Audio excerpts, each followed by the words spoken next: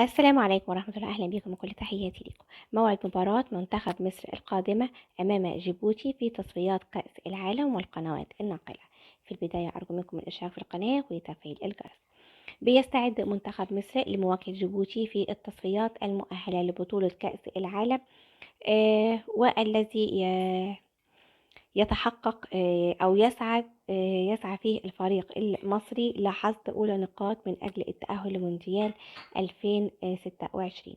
ويقع المنتخب المصري في مجموعته الأولى من تصفيات إفريقيا المؤهلة لكأس العالم، والتي تضم كل من بوركينا فاسو وغينيا وبيساو وسيراليون وجيبوتي وأثيوبيا. ومن المقرر أن تقام المباراة بين منتخب مصر وجيبوتي في تصفيات كأس العالم 2026 يوم الخميس الموافق 16 نوفمبر في تمام الساعة 6 مساء على أرض ملعب استاد القاهرة. أما عن القنوات الناقلة فستنقل مباراة منتخب مصر وجيبوتي عبر قنوات اون تايم سبورت المفتوحة عبر القمر الصناعي المصري نايل سات.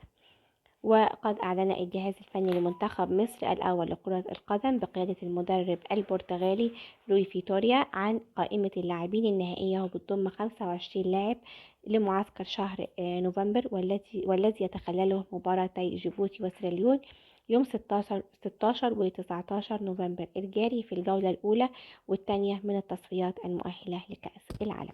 في النهاية بشكركم، تحياتي.